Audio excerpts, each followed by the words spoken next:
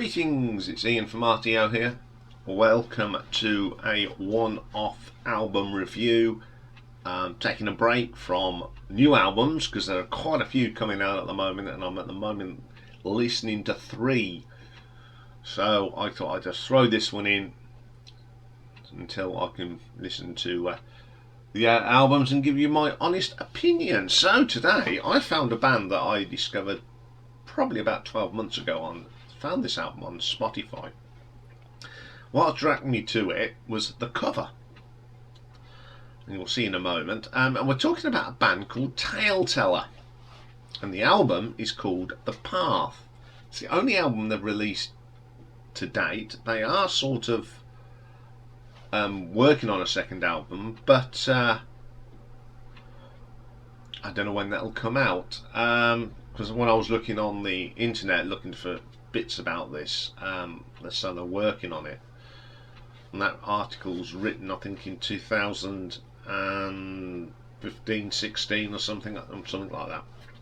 So this is a band that's a symphonic metal band from Budapest in Hungary, formed by a guy called Robert Mezorus, and he was Mikalos Roth. They've had lots of people in the band, you know, like these new bands, they come in, come out, come in, come out.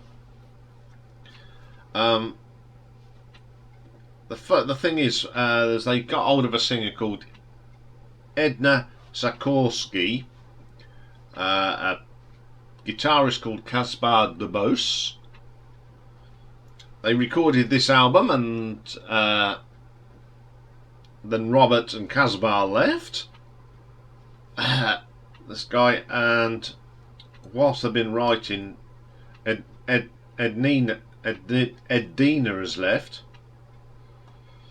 So this was released on the 21st of December 2020, and playing on this, on the drums we have Roth Mikalos, guitarist Halvarth Imre, keyboards Toth Tibor, vocals are done by Siask Amaria and Edina Zagorski.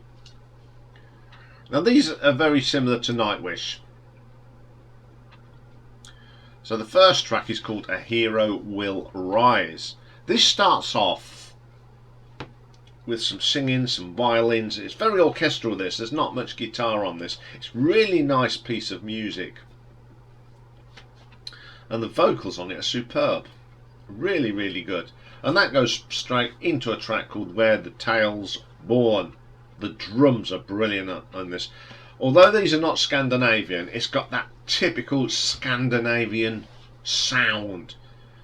Lots of dramatics and keyboards.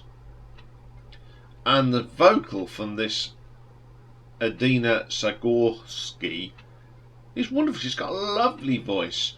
Probably not as strong as Tahoja or can't think of her name now, the current singer of Nightwish. She's more like Annette, this says. It's a great track, lots of guitar riffs and great drumming, brilliant track. Then we get Run from the Wolves. If you do like Nightwish, you are going to like this. Again, the drumming is great, brilliant, and she does remind me of Annette Olsen's style of singing. It's a gentle, angelic voice instead of the high pitch thing. And I can't believe that I can't remember the name of the current singer. I'll put it up. Well, because when I edit this, I'll put it in. I've had a memory block, but it's a great track. I like that. It's got some great guitar work again. The drumming on this is superb. Them lovely keyboard swirls that you get with this symphonic metal. The orchestral bits coming. It's just great. Then we get a track called Aurora. It's got a lovely piano start that you do with this symphonic metal. I love that start. Very gentle, and then all of a sudden you get that great surge of guitar that you get with symphonic metal, The bass line in this is terrific as well. It really is rich, deep, and it drives the song. Then we get a track called Ignis Fatuus. I think that's how you pronounce it. This is a slow track. It's really good vocal from this young girl. She's absolutely brilliant. And considering this is quite fast metal, the height she sings it well because it could get lost, but it doesn't. It's a really good track. Then we get Wanderer. This is my favourite track on the album. The keyboard and drums on this sound great together. Got some nice backing vocals, and then you've got Adina. Great vocal on this. Probably her best vocal on this album. Pretty good. And then we get Nightmare. Now this is one of them symphonic. Still struggling with some words. Symphonic. Starts again. Lots of atmosphere and strings, and it just gets into a great metal track. Lovely. Then we get Eternal Fall. This is Adina doesn't sing on this. You get the other. We get Siask, Anna Maria. I don't know how to pronounce these names, but it's very good. And this, to me, is very Celtic. It's got that Celtic feel about wandering through the fields and across the moor sort of thing. It is brilliant. Really like that track. Then we get Moonlight Feast. This is Celtic, medieval. You can imagine, got a feast and you got minstrels playing, and this is like a rock version of that. It's really, really good. Great track. Then we get The Storm. Very dramatic. The drum in this is brilliant. The keyboards just give it that dramatic sound. It is really good. Then we get Emerald Creek. Again, this has got some of that sort of that, not medieval, it's a bit later at period, about the Tudor times. You can imagine this sort of thing being played at the courts of Henry VIII. Quite nice. So again, a track that you probably get Blackmore's Night doing. It's that sort of thing. Renaissance music, that's what it is. It is pretty good. Great little track. The Dying Forest. This is an epic. This is a 12-minute epic.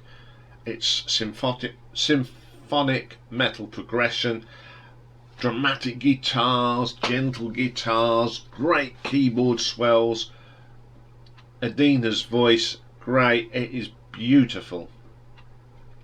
Then we get Through the Path. Now this is another of these dramatic orchestral songs to end the album. Delicate keyboards through it. It is really, really good. Good way to end the album. Okay, as I said, I discovered this totally by fluke on Spotify. I really like this album. I'll put a link into it on Spotify, so it's quite hard to find. I'll put that in. I'll put a few tracks, but I will put the link into Spotify so you can go and listen to it yourself. It's in the same vein as Nightwish, as I said, and I think the style of vocals is more the Annette Olsen era of Nightwish. I know a lot of people don't like that era of Nightwish, but I do. I think Annette was a great singer, and she sings my favourite Nightwish song, The Pit and the Pendulum. There's not a bad track on this.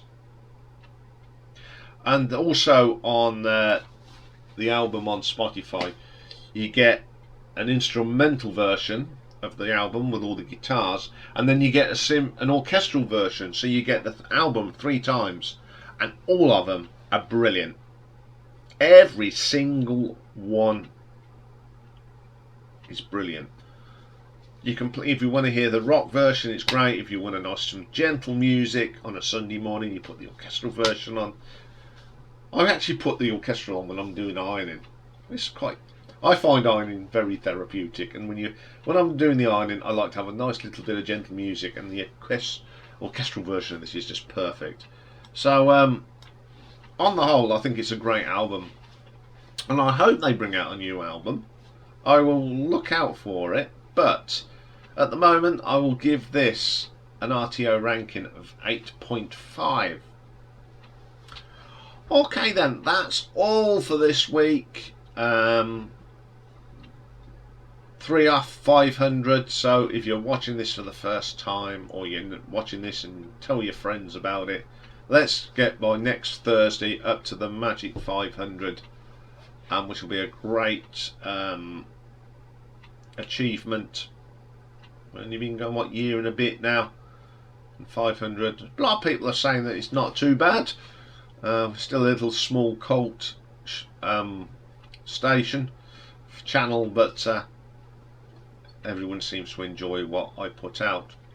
So I will see you all next week. Have a great weekend, everybody. We'll be back on Monday, of course, and next week we've got an album ranking of a member of Genesis.